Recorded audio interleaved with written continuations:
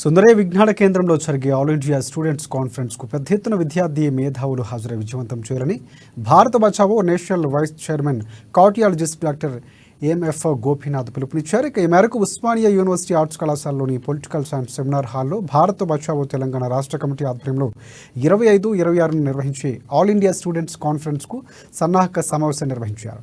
ఈ సమావేశానికి ముఖ్య అతిథిగా డాక్టర్ ఎంఎఫ్ గోపీనాథ్ హాజరయ్యారు. దేశంలోనే బీజేపీ ప్రభుత్వం విద్యా వ్యవస్థను పూర్తిగా నిర్వీర్యం చేసిందని చెప్పారు. పేద విద్యార్థులు చదువుకునే ప్రభుత్వ యూనివర్సిటీలకు సరైన నిధులు ఇవ్వకుండా, సరిపడా ఫ్యాకల్టీ నియమించకుండా వర్సిటీలకు భవిష్యత్తు లేకుండా చేసిందని చెప్పారు. అవసరం లేదు.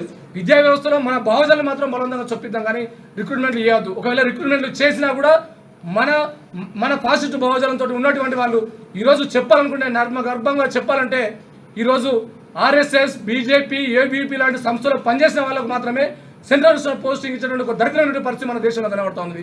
ప్రశ్నించే వాళ్లకు, ఒక విధంగా దళితులకు, లేదంటే కమ్యూనిస్టుల భావజాలంతో, ప్రజాస్వామిక భావజాలంతో ఈ రాజ్యాంగం ఇచ్చినటువంటి హక్కులను కాపాడుకుంటామని చేసి పనిచేసినటువంటి విద్యార్థి సంఘ నాయకులు ఎవరైతే ఉన్నారో వాళ్ళపై కక్ష కట్టి ఈరోజు అనేక సాక్ష్యాలు ఉన్నాయి. నేను ఈ దేశంలో మీ అందరి ముందు నేను ప్రెస్ ముందు రిలీజ్ చేస్తాను. అనేక సాక్ష్యాలు ఉన్నాయి. అట్లాంటి వాళ్ళకి ఎవరికి కూడా ఒక అసిస్టెంట్ ప్రొఫెసర్గా పోస్ట్ ఇచ్చేటువంటి పరిస్థితి లేదు. స్వయంగా ఇదే ఉస్మానియా యూనివర్సిటీ నుంచి ఒక 30 మంది విద్యార్థులకు దేశవ్యాప్తంగా ఉన్నటువంటి సెంట్రల్ యూనివర్సిటీలో వాళ్ళకు అసిస్టెంట్ ప్రొఫెసర్గా విద్యార్థులు ఇచ్చారు.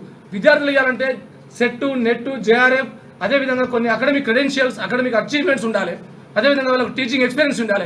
కానీ ఈరోజు వాటితో పాటు ఏబీవీపీలో పనిచేసిండా, ఆర్ఎస్ఎస్లో పనిచేసిండా, బీజేపీలో పనిచేసిండా, బజరంగ దళ్లో పనిచేసిండా, ఏ సంస్థకు అనుబంధంగా ఉన్నాడు, ఇతను జాతీయవాద భావాలు కలిగి ఉండడా లేడా, అట్లాంటి ఒక స్క్రీనింగ్ టెస్ట్ చేసి మరి వాళ్ళకు ఒక అసిస్టెంట్ ప్రొఫెసర్ జాబ్ ఇచ్చినటువంటి పరిస్థితి మన కళ్ళ ముందు కనబడుతున్నది.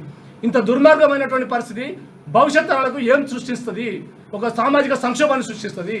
మనందరం కూడా మళ్ళీ ఒక మనవాద వ్యవస్థలో ఏ విధంగా అయితే వర్ణ వ్యవస్థ, ఏ విధంగా బ్రాహ్మణులు, వైశ్యులు, క్షత్రియులు, శూద్రులు, అదేవిధంగా అతిశూద్రులు అని చెప్పేసి ఒక డివిజన్ ఏ విధంగా తీసుకొచ్చారు, అట్లాంటి డివిజన్ ఈ కార్పొరేట్ మాయాజాలంలో మళ్ళీ మనం తీసుకొచ్చి మన శ్రమను దోచుకుంటూ మన అందరినీ కూడా ఒక హీనంగా చూసేటువంటి ఒక పరిస్థితిని, ఒక సామాజిక వ్యవస్థను తీర్చిదిద్దేటువంటి ప్రయత్నాన్ని ఈ దేశంలో ఉన్నటువంటి బ్రాహ్మణిజం, దాని అనుబంధ పార్టీలు ఈరోజు తీసుకొస్తా ఉన్నాయి.